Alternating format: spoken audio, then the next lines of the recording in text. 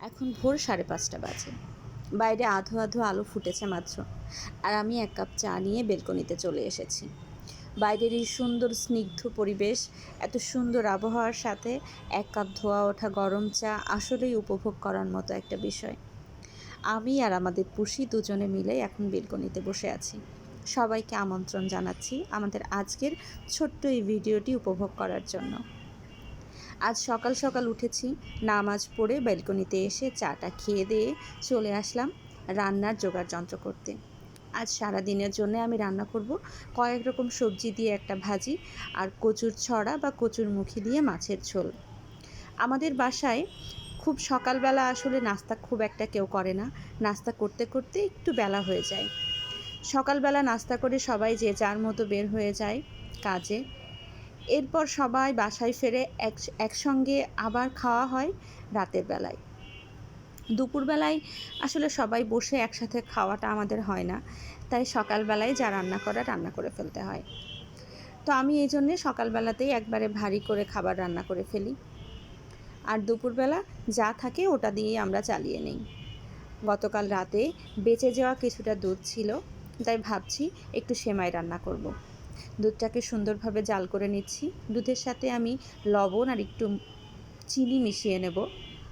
আসলে যতটুকু প্রয়োজন মিষ্টি হওয়ার জন্য ততটুকু চিনিই ব্যবহার করব আমি।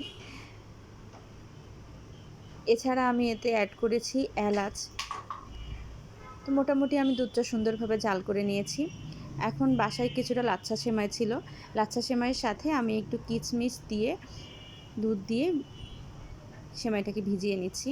অবশ্যই লাচ্ছা সেমাই ভেজানোর সময় দুধটা একটু ঠান্ডা করে নিতে হবে। এখন আমি চলে আসলাম সবজি রান্না করতে। সবজি লবণ হলুদ দিয়ে সিদ্ধ করে নিয়েছি।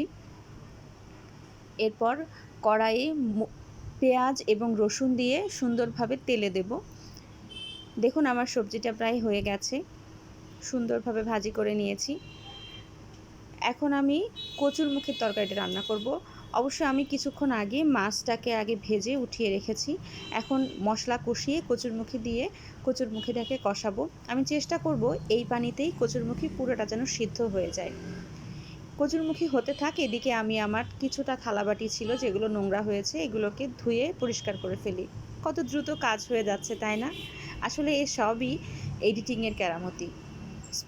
স্পিড আপ করে দিয়ে আমি আসলে এগুলো করছি, তাই এত দ্রুত সব কাজ হয়ে যাচ্ছে। কাজ করার সময় কিন্তু এত দ্রুত হয় না, অনেকটা সময় লাগে।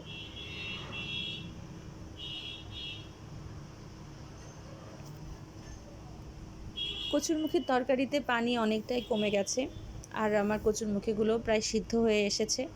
এখন আমি এটার সাথে অ্যাড করে দেবো ভেজে রাখা মাছগুলো। আসলে এই পদ্ধতিটা খুবই ফাঁকিবাজি একটা পদ্ধতি তরকারি রান্না করার জন্যে। খুব শর্টকাট প্রসেসে যদি কেউ রান্না করতে চায়, এভাবে করলে স্বাদের হয়তো কিছুটা গরমিল হতে পারে, কিন্তু রান্না হয়ে যাবে আর কি, এই আর কি। ঝোলের পানি দিয়ে দিলাম। যখন ঝোলের পানিতে পুরোপুরি বলক চলে আসবে, ফুটে উঠবে, তখন আমি এটার ভিতরে ফোড়ানি দিয়ে দেবো।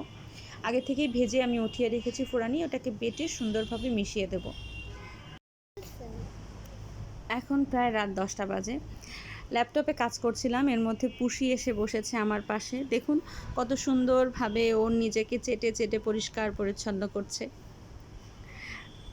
আসলে অদ্ভুত একটা প্রাণী, মানুষের খুব কাছাকাছি মিশতে পারে। ওকে আমরা এত বেশি বিরক্ত করি, ও যেন বিরক্তই হয় না। এই যে সারাক্ষণ বিরক্ত চলছে। ভালোবাসার একটা অংশ হয়ে গেছে পুষি। আমাদের সবার জন্য দোয়া করবেন। আজকের ভিডিওটা এই পর্যন্তই। ধন্যবাদ।